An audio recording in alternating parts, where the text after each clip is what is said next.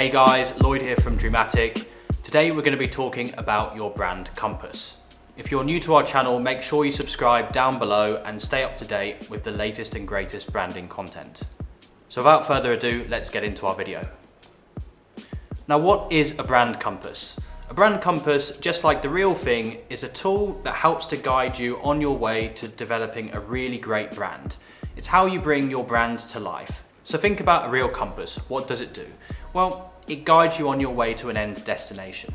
Now, of course, without a map, you might not make it all of the way to your end destination, and sure, you might bump into a few buildings and walls along the way, but sure, it helps to guide you on your way. Now, in very much the same sense, your brand compass is there to guide you on your way to your brand's goals and destination. Now, think about some of the best brands in the world today, like Apple, Nike, Coca-Cola. Now, if you were going to say McDonald's, then at least we're on the same wavelength, because that's the impact that brands can have on you. Brands are going to be memorable and they'll be back of mind and you'll be thinking about them before somebody even says it. So what do all good brands have in common? 5 things. Number 1, they have a really strong purpose. Every good brand stands for something. They've got a purpose which helps to drive and shape everything they do. And this goes much bigger than just being out there to sell your products and make money. Now let's take, for example, Patagonia, the outdoor clothing manufacturer. Many of you will remember Patagonia for the jackets and the clothing that they produce. Now, Patagonia is in business today to help save our home planet. Now, wow, what a great purpose is that. They're out here to do a lot more than just sitting in a shop and selling clothing. That is the example of a good brand purpose. Number 2, good brands have a really clear vision. They know where they want to go and they know where their end destination is. Now, your purpose and your vision are quite related together. Your vision is really where you want to go. Your purpose is what you stand for. So let's take a look at an example, Microsoft. Microsoft's vision is to help people and businesses around the world to realize their full potential. Now, how cool is that? Now, of course, we all know Microsoft for their software, for Windows and the products that they make, but little did we know that actually they're out there to help people like us to achieve our full potential. Now, of course, this is a nice big vision, 5 to 10 year goal, no doubt. It's really big picture stuff, but you need an inspiring vision to help your customers know what you're trying to accomplish as a company. And at the same time, this helps to motivate your internal teams to work really hard and do great stuff. So let's look at another example, Amazon. Now, we all buy from Amazon, we all know Amazon. Little did we know that Amazon's vision is to be Earth's most customer-centric company. Now, what does that really mean to you? That means to me that I feel like they really care about the experience I get when I buy products from Amazon. So that's another example of a really great vision, something that's really big and inspiring and should help to motivate your customers to think that you stand for more and you're trying to accomplish more than just merely sell your products. Number 3, mission. Now, what is your mission, James Bond? Your mission is the big picture, how you're going to accomplish your vision. Now, your vision and your mission and your purpose, they're all very, very similar concepts, but your mission is ultimately those big steps, the really big things you're going to do to reach your vision. So let's look at a really great example, Nike. Nike's mission is to bring inspiration and innovation to every athlete around the world. Now, let's deconstruct that. We're looking at really big concepts here. So we're looking at inspiration and we're looking at innovation, and we're also looking at a very big goal here, which is to every athlete around the world. So that's a great example of a mission statement. It's not too specific, it's still quite broad. It gives you a lot of scope and a lot of room to be able to achieve your vision, but not by shoehorning yourself into focusing on only 1 or 2 specific things and then finding out in 2 or 3 years' time that you need to change your course. So a mission should be very broad, it should be very ambitious, and it should be big picture enough that you're not narrowing yourself into doing any one specific thing. Number 4, values. Values are a really crucial part of your brand, and more often they're overlooked by many companies out there today. Now, values are really your true articulation of what do you stand for?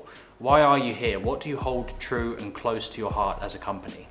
Now, values are more than just a paperwork exercise. They're not just the things that you write down in your company document when you first started your company. Your values should be how you behave, how you communicate to your customers, You should embody them in everything you do. Your product should reflect the values that your company stands for. So having a really good set of values helps to ground everything you do. Now on the flip side, companies that haven't got a good set of values, they often lack substance. They don't really stand for anything, and when you're in a shop or you're being approached by a company that doesn't really have a good set of values, you haven't got many reasons to work with them or to buy into that company or their products. So this is one of the reasons why having a really strong set of values helps you to develop a great, meaningful brand. So let's look at a couple of examples. Let's say, do you value really high quality ingredients? As a food company, is that something that's really important to you, and should it be important to your customers? If yes, make that a value. Or let's take another example. Are you trying to be one of the fastest companies out there at doing what you're doing? If so, make that a value and make people know about it. So let's take a look at Nike again. One of Nike's values is sustainability. Now, how do they articulate this? Let's take a look at this example here. This is the Nike Flyknit trainer. I'm sure many of you will be familiar with this one here. Now, they did a campaign a couple years ago, which you would have seen on billboards, no doubt, which is very memorable, and it's all about this particular trainer that they created out of 100% recycled polyester.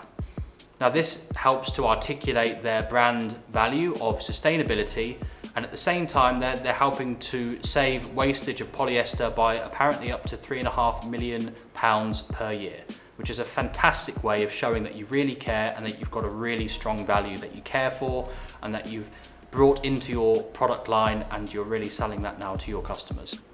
Number 5, objectives. Now, objectives are the short-term actions that your brand intends to accomplish within a space of time. Now, of course, you'll already have your company objectives, and no doubt you'll have a sales target for your brand too. But this is a really great opportunity to create some brand-specific objectives that you intend to accomplish. So let's take, for example, that value of sustainability. Now, if you really care about sustainability, you could create an objective for your company, for your brand in particular, to say, by the end of this year, we want to reduce wasteful packaging and plastics in our product line by 50%. That would be a really great way of achieving your brand objectives, and in a way that aligns with your values, your vision, and your mission. A second example might be, let's say you're a training company that helps people with marketing. Let's say you want to help 1,000 people in a given year to improve their marketing.